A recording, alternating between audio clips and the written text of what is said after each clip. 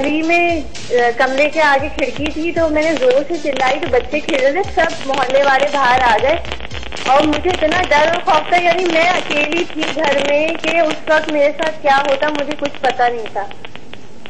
बस मैं एकदम मैंने रोना शुरू कर दिया कि बस मैं अकेली हूँ और क्या होगा। तो फिर एकदम बराबर से आंटी आई हैं, उन्होंने मुझे चुप कराया, तसल्ली दी कि बेटा नहीं ऐसी कोई बात नहीं है। फिर रात को जब मेरे हस्बैंड आए तो मैं उनके गले रख के रो रही हूँ, इतना रो रही हूँ कि बस पता नहीं अचानक क्या हो गया है। फिर वो लगा, वो खौफ हुआ बेटा आपको, वो खौफ हुआ आपको कि हाय कुछ हो जाता तो, राइट? बहुत शुक्रिया कॉल करेगा, मैं खुश रहिए, आबाद रहिए। अच्छा बाबर, एक सोच और उसका जवाब मुझे डॉक्टर साहब से लेना है जी। जो वो मोमेंट था, ये आप सब लोगों की मुझे इस वक्त तवज्जो भी चाहिए, जो वो मोमेंट था आपका जिसका डॉक्टर साहब कह रहे हैं ये बड़ा एक अनयूजुअल सा एक इंसिडेंट है, आप इससे मेरे ख्याल इत्तेफाक करेंगी। ये जो बाबर जिस चीज से गुजरे हैं दोस्तों साहब, आप भी देख रहे कि ये जिस चीज से 5 गोलियों के अभी भी निशान होंगे आपके जिस्म में, ऑफ कोर्स है ना, जख्म अभी भी ताजा है जिस्मानी तौर पर जी, ठीक है। जहन में फ्लैशेस आते हैं उस मोमेंट के, कितने रेगुलरली आते हैं? बहुत कम आते हैं, क्योंकि जो चीज आपने एक दफा फेस कर ली ना तो वो आपको रिपीट तो होती है, लेकिन इस तरह नहीं होती कि आप उससे माइंड पे अपने सवार कर लें। क्यों, मैं उस टाइम से भी मैं होश में था, अगर मैं उस टाइम भी अगर अपने माइंड पे उस चीज को सवार कर लेता कि जी मैं इस तरह से मैं इस कंडीशन में आ गया हूं, तो ये चीज मैं नहीं कर पाता शायद, लेकिन अल्लाह पाक ने हिम्मत दी। वैसे आई थिंक आप बहुत स्ट्रॉन्ग विल्ड आदमी हैं, हर कोई ऐसा नहीं होता है। जी मैं आपसे डॉक्टर साहब भी हैं, मैं तो अपना एक एक्सपीरियंस शेयर करके फिर इनसे एक सवाल करना चाहूंगी। जी, मैं उन दिनों काफी बीमार थी और मेरा इलाज चल रहा था। तो मेरा ब्लड कम होता चला जा रहा था, तो डॉक्टर ने मुझे कहा कि मुझे और मेरे हस्बैंड को बता दिया कि शायद आपको कैंसर है। तो फिर टेस्ट, हाँ, बायोप्सी हुई हुई थी, अभी रिपोर्ट नहीं आई थी। तो मुझे जो है उन्होंने कहा आपको ब्लड चढ़ेगा, तो मैं ब्लड चढ़ाने के लिए मुझे उन्होंने हॉस्पिटल में एडमिट किया और मुझे एक जूनियर डॉक्टर ने जो ब्लड लगाया वो गलत था। अरे तो उस वक्त मेरी जैसे ही वो मुझे ब्लड लगा, चंद सेकंड में मेरी सांस बंद होने लगी। तो मैंने चीख के कहा कि बस मैं इतना बोल सकी। ब्लड गलत मतलब किसी और ग्रुप का लगा दिया? ये नहीं पता कि वो ग्रुप गलत था, मैच सही नहीं हुआ था या क्या वजह थी। तो अचानक से मैंने चीख के कहा मेरी सांस बंद हो रही है, और फिर मेरी सांस बंद हो गई और मेरी आंखों से नजर आना बंद हो गया, सिर्फ मुझे कानों से सुनाई दे रहा था, बाकी ना मैं हाथ पांव हिला पा रही थी। और मुझे ये लग रहा था, ये महसूस तो मैं कर रही थी, मुझे लग रहा था मैं भाग रही हूँ, लेकिन मैं ये भी महसूस कर रही थी कि मेरे हाथ पांव नहीं चल रहा है। तो इसी दौरान वो डॉक्टर ज़ाहिर अपना ट्रीटमेंट, यानी कि वो जो खून गलत जा रहा था वो उसकी कैफियत थी कि आपको लग रहा था कि आप भाग रही हैं, लेकिन मैं लेटी हुई थी और मुझे ये पता था कि मैं लेटी हुई। तो उसके बाद मुझे डॉक्टर्स ने ज़ाहिर लाइफ सेविंग इंजेक्शंस वगैरह लगाए बहुत जल्दी, मैं सारी उनकी बातें सुन रही थी, लेकिन मुझे नजर नहीं आ रहा था। तो मैं थोड़ी देर के बाद मुझे गालों पे जैसे एकदम से थप्पड़, डॉक्टर ने मुझे थप्पड़ मारी और बोल बोल के उसने मुझे जगाया, रबिया उठो, देखो तुम्हारी बच्ची रो रही है। मेरी बच्ची उन दिनों छोटी थी, तो मेरी एकदम आंख खुली, जैसे मैं आंखें खुली हुई थी लेकिन मैं जैसे होश में आई। तो उसके बाद फिर मुझे पता चला क्या क्या ट्रीटमेंट मेरा हुआ, काफी ज्यादा। तो मैं डॉक्टर साहब से ये सवाल करना चाहती हूँ कि मैं क्या वाकई मर गई थी या मैं उस वक्त जिंदा थी? ये बड़ा इंटरेस्टिंग है, क्लिनिकली डेड ब्रेन जो है ना इंसान का, जब मौत आ जाती है तो ब्रेन 20 मिनट से कुछ देर और जिंदा रहता है। और इंसान को पता होता है कि मैं मर चुका हूं, मगर ब्रेन को सब पता है, अंदर बातें आ रही हैं, पिछली यादें आ रही हैं, सब कुछ हो रहा है। अब आपका ये हुआ कि क्लिनिकली डेड और अलाइव के दरमियान एक था, क्योंकि आपको आवाज आ रही थी, नजर नहीं आ रहा था। तो क्लिनिकली डेड नहीं हुई आप, अगर होती तो आपको शायद एक्सपीरियंस कुछ और होता, मगर यस आप बीच में पहुंच गई थी, यानी मौत और जिंदगी के बीच में चली गई थी आप? गई, बिल्कुल गई थी। आप सैर कर आई हैं बीच की? तो आपको पूरा खून मिल चुका था? हाँ, उसके तो होगा यही तो मैं कह रही हूँ। अच्छा, मैं आपसे एक सवाल पूछूं, जब थप्पड़ पड़ा और वापिस आई, आपको कहा कि आपकी बेटी रो रही है, आपको अफसोस नहीं हुआ कि वापिस आ गई?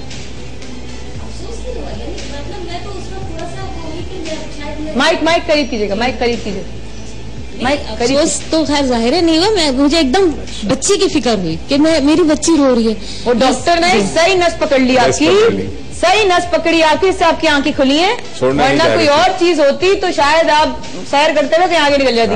हो सकता है ये बात बेटी की वजह से। बेटी की वजह से सोचो कि औलाद कितनी, ये सब लोग ये बड़ा इशारा है कि कभी आप देखें, कभी इस तरह की कोई सिचुएशन हो तो आपको पता होना चाहिए एग्जैक्टली कि आपने उस इंसान की तवज्जो या उसको वापस आपने कैसे जिंदगी तरफ लेकर। डॉक्टर ने वाकई उस वक्त इलाज जो उसने किया वो दवा का नहीं था, वो उसने अपनी रूहानी इलाज उस डॉक्टर ने किया। जो भी आपका डॉक्टर रहता है, आपको जिंदगी सेहत दे कि उसने वाकई आपका रूह से इलाज किया।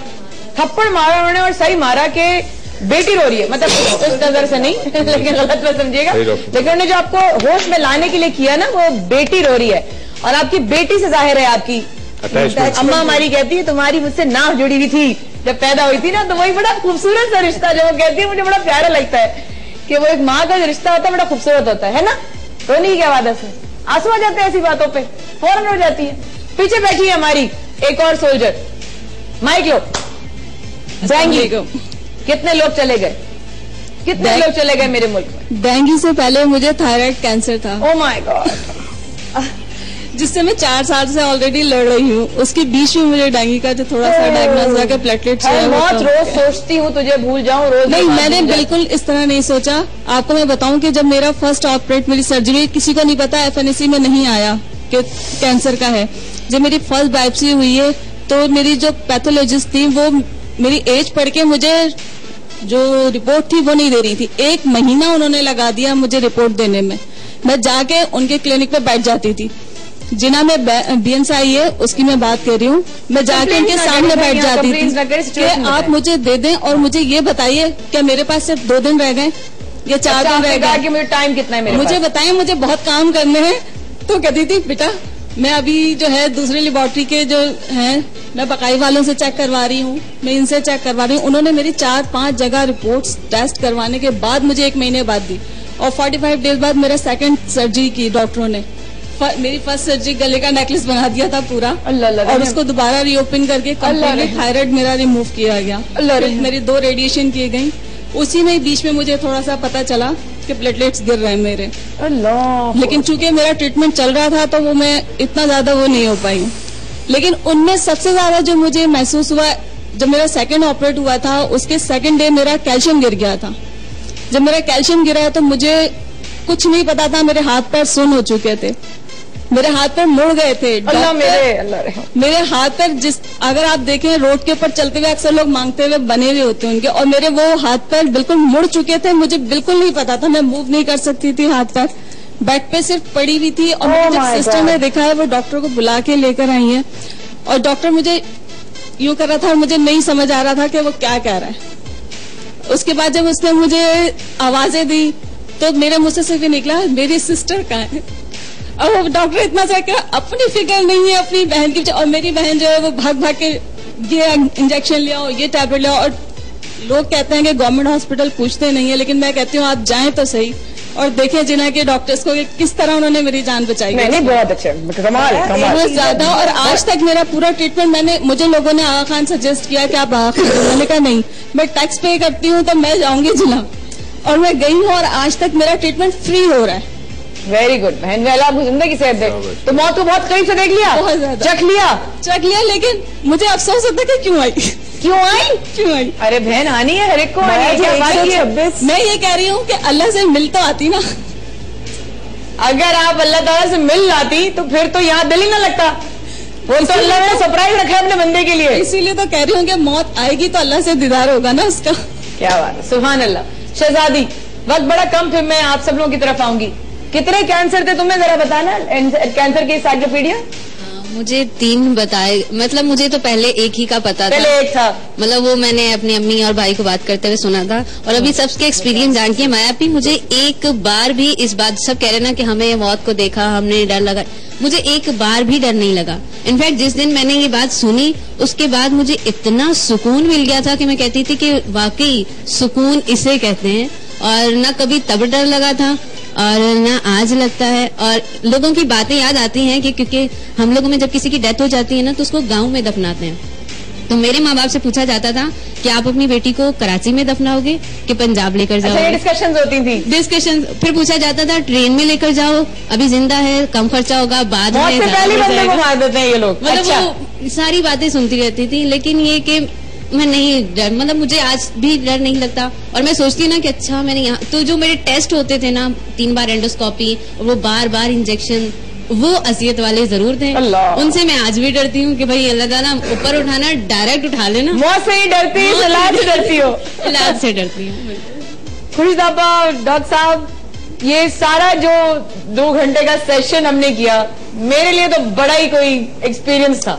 एक बात तो ये बता दूं, आमतौर पर हम कहते हैं ना कि मौत आती है, मौत आती नहीं है, मौत आपके साथ साथ होती है। जिस वक्त आप जिंदा होते हैं तो आपके मौत आपके साथ जिंदगी के साथ भेज दी जाती है, तो मौत हमेशा आपके साथ। दूसरा, ये सब तमाम बातें सुनकर हमारे नाजरीन को कोशिश करें कि जब भी दुआ करें 2 चीजें जरूर अपनी दुआ में शामिल करें। एक, परवरदिगार अगर जिंदगी दे तो सेहत के साथ, बेशक बेशक, वरना वो जिंदगी बेकार है। आमीन इलाही। और दूसरा, क्योंकि ये जिस्मानी सेहत की बात होती है, एक इमोशनल और साइकोलॉजिकल हेल्थ भी होती है।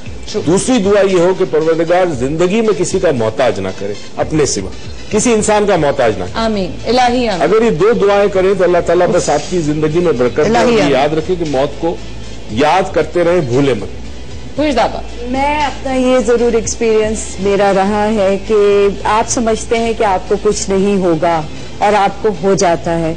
एक चीज के अगर आप दुनिया में आते हैं तो आपको जाना भी जरूरी है, लेकिन हम दुनिया में इतने लग जाते हैं कि हम मौत को भूल जाते हैं। और माशाल्लाह मैं ये कहूंगी कि यहाँ जितने लोग बैठे हैं ये बहुत हिम्मत वाले हैं।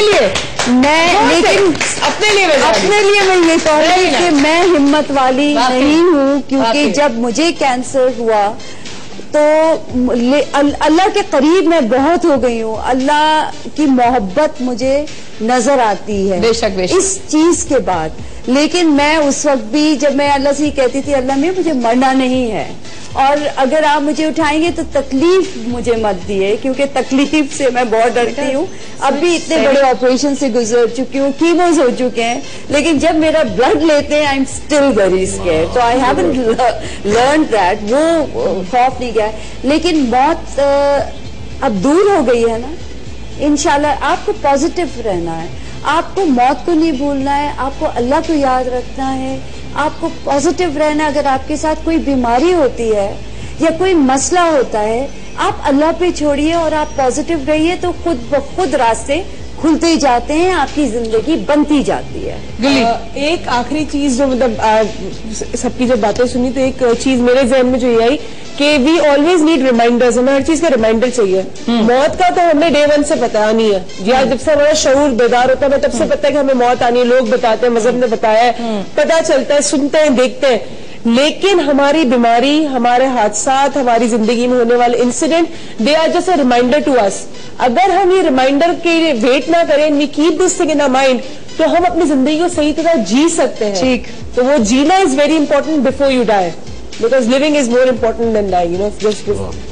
Thank you so much doctor साहब, आपके आने का हमेशा की तरह। आई जस्ट होप कि आपको अच्छा लगा हो आज का टॉपिक। बहुत प्यारा, बहुत प्यारा लगा। वेरी अनयूजुअल टॉपिक, बहुत हिम्मत दिलाने वाली बातें हैं। जब आपको अल्लाह अता करता है जिंदगी, तो उस जिंदगी में आप रहिए, ये नहीं कि आप छोड़ दिए। हिम्मत आखिरी वक्त तक, हिम्मत नहीं छोड़ना। और अपने हर आदमी को मरना तो एक दिन है ही, लेकिन किसी को जिंदगी दे के मरेगा ना, तो वो बड़ी कामयाबी है। क्या बात, क्या बात है साहब, आपने बड़ी बात की है, वैसे बहुत बड़ी बात की है। बेशक। ख़वातीन हज़रात, आज का जो मौजू था कि मैंने मौत को बहुत करीब से देखा है, आप लोगों ने अपने एक्सपीरियंसेस शेयर किए। अभी भी कॉल्स अगर आ रही है तो मुझे बता दीजिएगा, ताकि मैं आप लोग ले रहे हैं तो ले लीजिए, ताकि वरना फिर मैं खुद हाफिज कर देती हूँ। शहजादी बेटा, तुम्हें पता है कि मैं तुम्हारी फैन हूँ, और ये बात तुम्हें मालूम है कि मैं तुम्हारी फैन हूँ और तुम्हारी हिम्मत की फैन हूँ।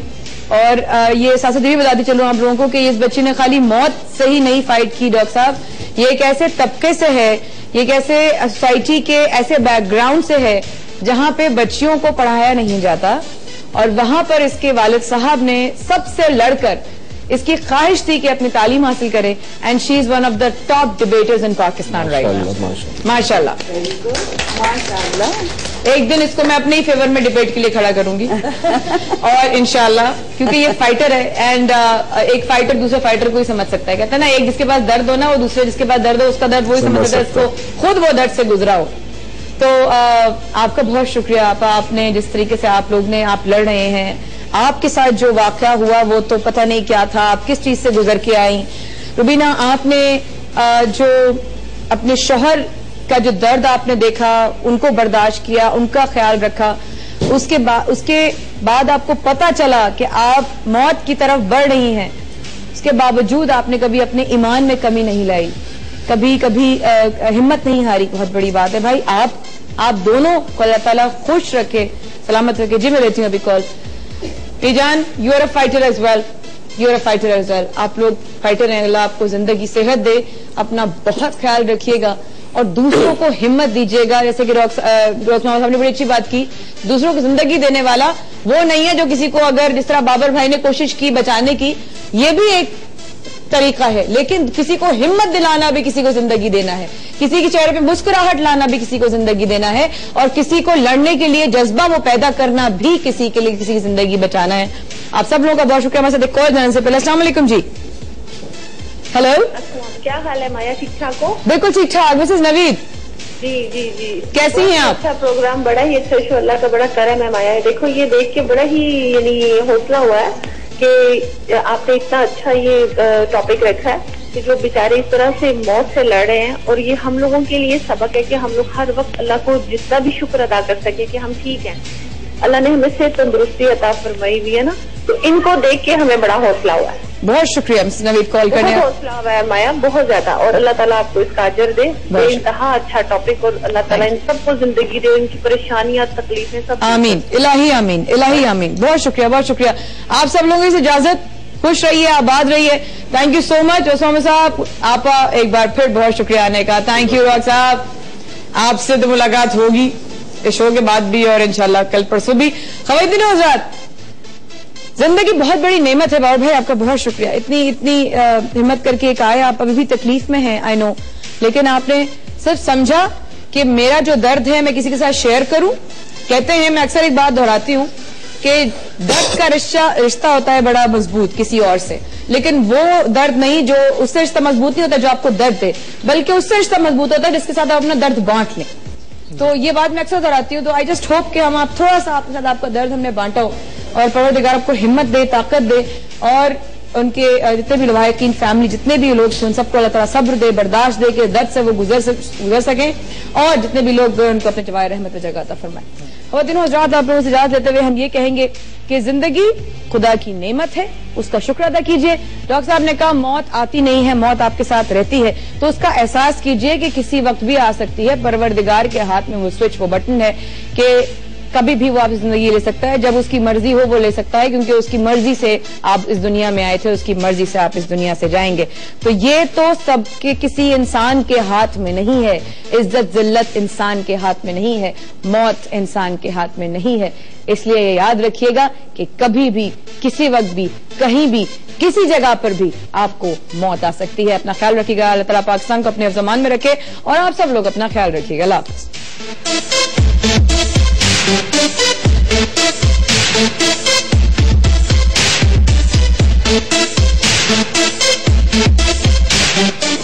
एक बार फिर माया खान और उनकी टीम नहीं रुकने वाली।